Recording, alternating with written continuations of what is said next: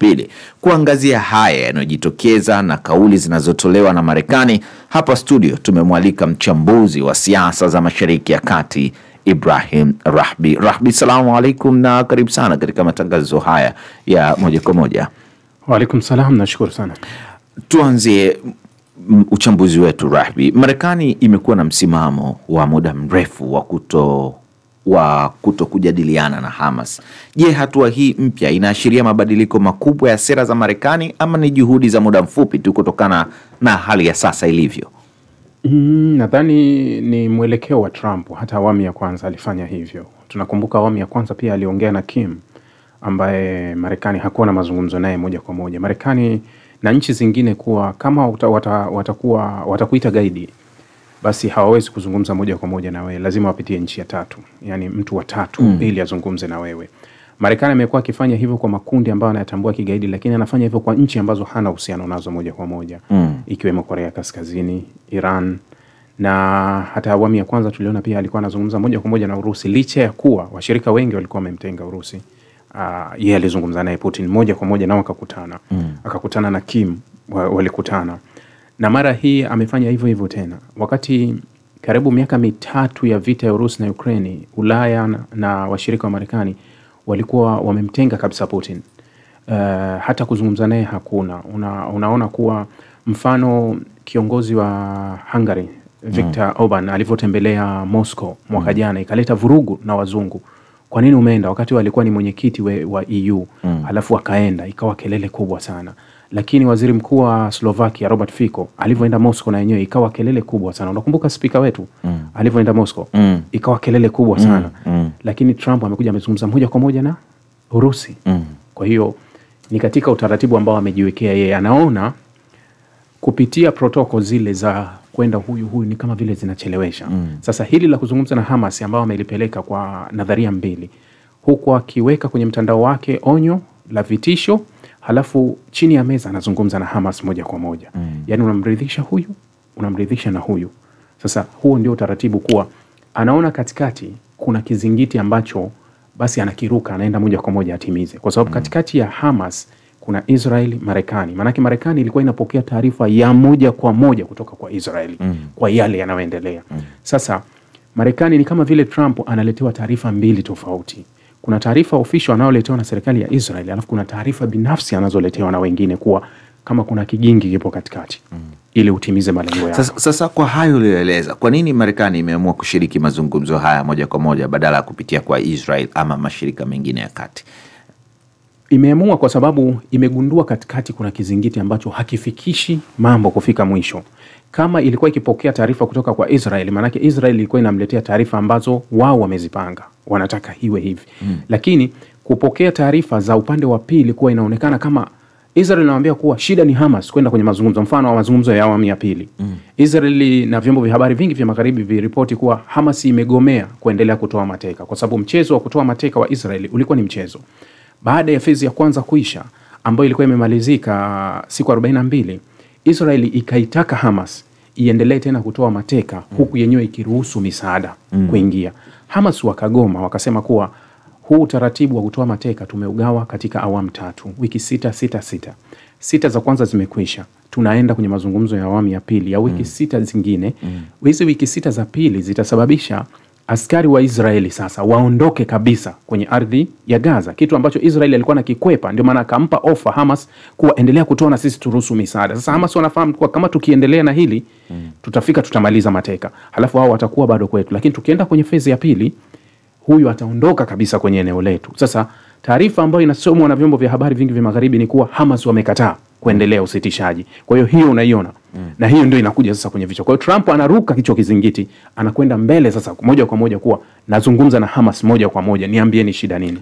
Kwa hayo uliyoeleza, Rahbi, Hamas yenyewe inasema kwamba imetekeleza majukumu yake, na wewe umesema hapa kwa awamu ya kwanza makubaliano, lakini Israel inakwamisha hatua za awamu ya pili. Hiyo ni kwa mujibu wa Hamas. Je, unadhani Israel inachelewesha maksudi haya ama kuna sababu za kiusalama ambazo zinaifanya icheleweshe hii awamu ya pili? Kuna vitu viwili mpaka vitatu ambavyo vinapeleka hii hali, kwa sababu kuna siasa na kuna usalama. Israeli inapofanya hivi, kuna shinikizo kubwa la serikali ya Netanyahu, hasa kuhusu mustakabali wa serikali. Washirika wengi walio kwenye muungano wa Netanyahu walikuwa ni right wing. Ukienda kwenye awamu ya kwanza, wakati anaingia kwenye makubaliano, mmoja wa mawaziri ambaye alikuwa ni waziri wa usalama wa taifa, Itamar Ben-Gvir, alijiuzulu kutoka kwenye serikali na akaondoka na wabunge wake 4 kutoka muungano wa Netanyahu wa wabunge 28. Kwa hiyo serikali ya Netanyahu ikabakiwa na wabunge 64 katika wingi ambao unatakiwa kuunda serikali kati ya wabunge 61. Kwa hiyo ana balance ya wabunge 4 kwenye muungano. Waziri wa fedha wa Israel, Bezalel Smotrich, katika huu muungano alimwambia tunakubaliana kwenda kwenye phase moja tu ya makubaliano. Ukienda ya pili na mimi najitoa kwenye serikali. Ana wabunge 6. Akitoa wabunge wake 6, serikali muungano unabaki na wabunge 58. Uhalali wa serikali ya Netanyahu haupo, inadondoka.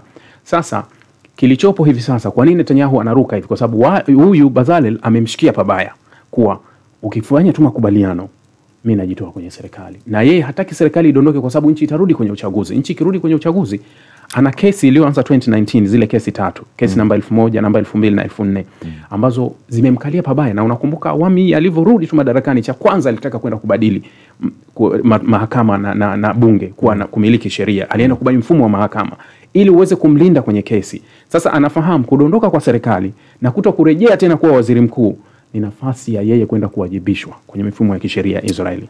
Turudi kwa Hamas. Je, Hamas inaweza kunufaika kwa namna yoyote ile kutokana na mazungumzo haya yanayoendelea kati yake na Marekani, hasa ikizingatiwa kuwa Marekani inaihesabu kama kundi la kigaidi?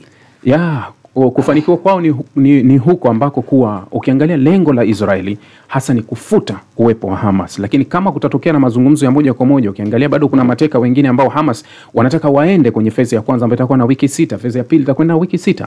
Kuwa Hamas watachofaidika kuwa hawatakuwa ile kitu ambacho Israel anadai kuwa tuwamalize kabisa, yani kuwa waishe kabisa. Tayari wao wametoa mwelekeo mpya katika yale mazungumzo ambayo yamefanyika Cairo, kuwa sisi tunaweza tuka step down, kuwa hatuwezi tukashiriki labda kwenye serikali kwa sababu nyinyi mnaona kama tishio, lakini wao hawataki kusalimu amri kwa kushusha silaha, ila wanaweza kujiweka pembeni kwenye uongozi wote unaokuja, ila bado watabaki kuwa wanamiliki silaha. Hilo ndio wamekuwa nao. Sasa hapa kufaidika kwa Hamas, watafaidika kwa staili hiyo.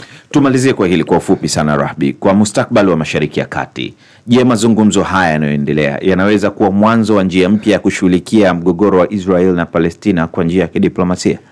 Sio rahisi, inaweza ikatuliza kwa muda tu kwa sababu tuna mgogoro wa miaka 76 hapa, na mgogoro wenyewe umeshindwa kutatuliwa kwenye pointi moja tu, kuwa hapawezi kuwa na amani yoyote Mashariki ya Kati kama hapatokuwa na taifa linaitwa Palestina. Yani suluhu pekee ni kuwepo na taifa la Palestina ambalo litajitegemea. Yani dunia irudi kwenye azimio namba 181 la mwaka 1948 lililoanzisha mataifa mawili, lililogawa nchi moja kuwa nchi mbili.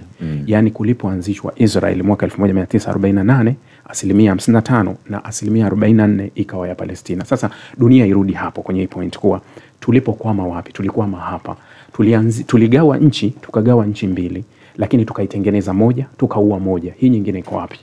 Wakirudi hapa kurekebisha hii ya pili, dunia inatulia, Mashariki ya Kati inatulia. Asante sana. Na pengine kabla ya kumshukuru na hili nalojibu kwa ufupi zaidi ya hilo ambalo umelijibu sasa hivi, nia ya Trump ya kuijenga Gaza ilionekana kupingwa na wengi, mataifa mbalimbali, lakini pengine hatua hii ambayo ameamua kuichukua ya kufanya mazungumzo moja kwa moja inaweza kuwa mbinu ya kutekeleza adhima yake. Sio rahisi. Mpango wa kuwahamisha watu wa Gaza ni mpango ambao ni Trump kama anarudia. Trump mwenyewe aliufanya mwaka 2017. 2017 pia aliwapa ofa kama hiyo. Kila kitu aliwapa na hapakuwa na vita. Walimwambia haliwezekani. Kwa hiyo ni anarudia kitu ambacho kilishazungumzwa na wengine. Hamas wanafahamu kabisa huu mpango sio wa Trump.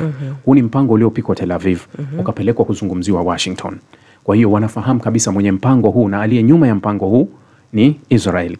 Trump ana miaka 4 tu kuwa pale ofisi ya Oval.